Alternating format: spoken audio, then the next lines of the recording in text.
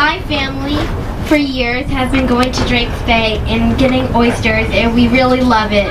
And my mom and dad have been getting oysters from there ever since they got married, and it's just a great family tradition.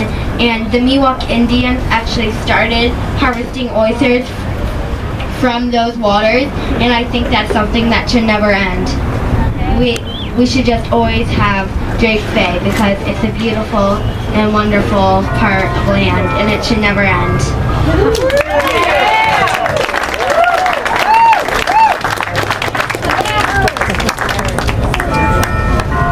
Folks, this is Kevin Lunny of Drake's Bay Oyster Farm. Kevin, tell my viewers how they can get involved in saving the oyster farm. Well, that's a great question, and thank you for asking. You can go to our website at drakesbayoyster.com or visit us on Facebook. There's a lot of great photos and great ways to help on Facebook. And remember, this is a food source for the whole Bay Area. It's a local issue, no matter where you're from in the Bay Area. Oh, and come and have the oysters, right? And please do come and have the oysters. So come and visit the farm. We'd love to show you around, show you how your food is grown, where it comes from, and talk to your elected officials and tell them to help. Thanks. I'm going to have some oysters right over there. Yeah, please do. Hey, thanks a lot. Okay. Wow, that looks good. I haven't eaten all day. This is going to be my first meal of the day.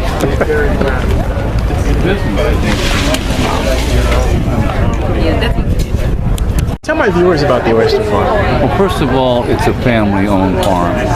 The farm's been around for 80 years. The Indians harvested oysters in the same spot before that. When Kevin Lunny bought the lease, he put a huge portion of his own personal dollars into the site to clean it up. But most importantly, these oysters are so clean. The Drake's Estero is an ocean-fed estero. It's like a small bay, but it's shallow. And every day, the clean Pacific Ocean comes in and washes and feeds these oysters.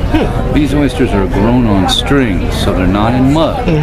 So they're very easily cleaned. And as you've tasted them, they have a very unique taste. Yeah, sure do. Unlike any other oyster that you might have. Right. To my knowledge, it's the only oyster raised on strings. But the thing that there's so many details that we forget. Most importantly, it is sustainable agriculture at its ultimate. And that's what we're trying to get at in West Marin. We have grass-fed beef. We have local dairy-made cheeses, and this is just an extension of wonderful food. Introduce yourself. My name is Christopher M. Catlett.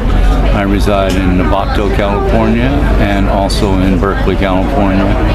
And as I said, I've been eating oysters since I was 5 years old. Yeah, good tradition. Hey, thanks a lot. You're welcome. So Jane Georgie, tell them about your website first of all. My website is oysterzone.org. I made it a reference library. There's very little commentary for me. It's mostly, it's divided up into nice categories: articles and letters, bipartisan efforts. There's a section for legal documents dating back to the 50s. There's scientific reports and investigations. There's a bio on Dr. Corey Goodman. Legal documents. Everything that anybody would need to make an informed decision about Drake's Bay Oyster Company, it's there. Tell them about Drake's Bay. Tell my viewers why Drake's Bay is important. Drake's Bay is important because it is an 80-year-old oyster farm owned by a family. Small family operation, employs 30 people, provides housing for half of those people. People can live and work at the farm or nearby operations, have low-cost housing. They're going to lose everything. We're not just going to lose an oyster farm and 40% of the oyster production in California. We're also going to lose housing, jobs, environmental protection of the oysters because they are filter feeders. Once the oysters go, then they can come in and say, oh, well, you farmers and ranchers, your runoff is polluting this bay and you've got to go.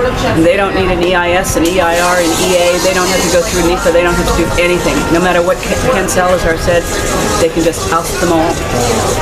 So it's very sad, very ridiculous. All around the country, Congress has asked for more oyster farms to be put in because of their ability to clean the water. And they even reduce the carbon Has footprint. anyone informed the president about this? Oh, I'm sure they have. I'm sure they have, but... Why do I think they haven't? Pardon me? Why do I think they haven't?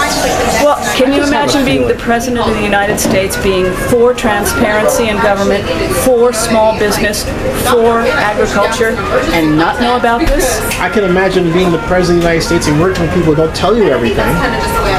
They're people. And I worked in government tons of times where people are like that. We assume perfect knowledge in our presidency and ain't there. Well, it's been... That's why it's important for public citizens, you guys, to tell the president what's going on. Never assume the president knows. Well, that's a very good point. I would like to think that since it's been going on... Go over Ken's head.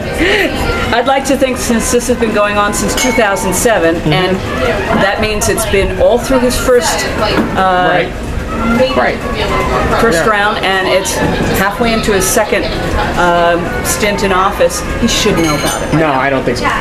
Contact the president on Twitter. Let him know. Barack Obama or White House. Right? Yes. Right. Absolutely. Never assume anybody knows. True. Absolutely true. Write to them. Let them all know. He wants to save this historic oyster farm. You want to save 31 jobs. You want to save low-cost housing. You want to save the families who can stay together and be there for their children while they're growing up. All their kids are going to local schools, supporting the local economy. Get rid of the oyster farm, get rid of all of that. Thank you. Perfect.